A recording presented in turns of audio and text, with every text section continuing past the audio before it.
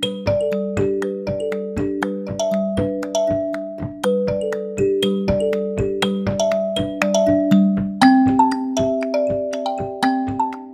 so I reached out to a lot of people about their most urgent questions when it comes to color.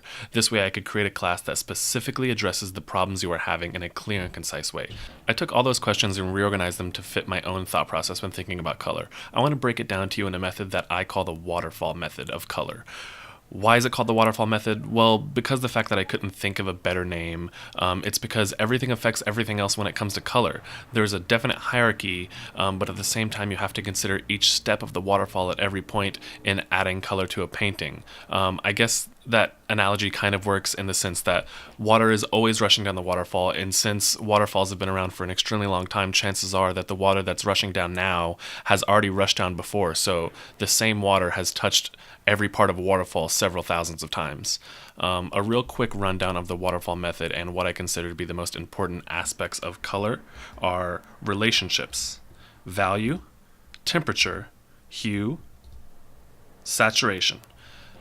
That is pretty much what I think is the most important aspects of color in this order. Relationships, value, temperature, hue, and saturation are that's the order that I consider things in when I'm doing color.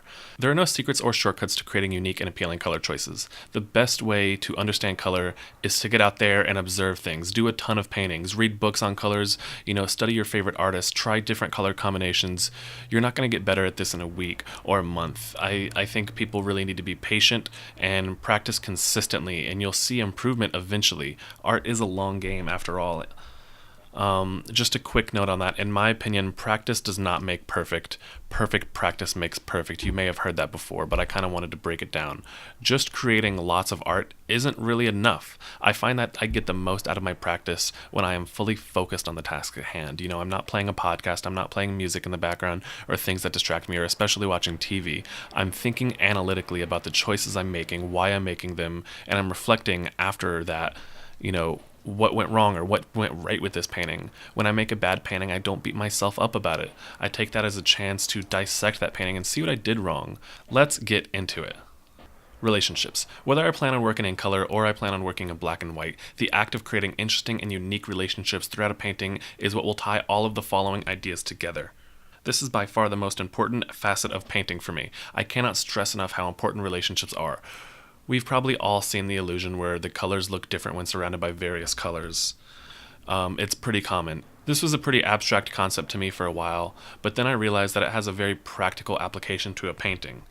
We could take that same idea of color being surrounded by colors and making, this is all the same yellow here, and it kind of feels different when surrounded by these different colors. These are all the same blue, and it feels different when surrounded by different colors. And we can take that idea and we can apply it to a real life scenario.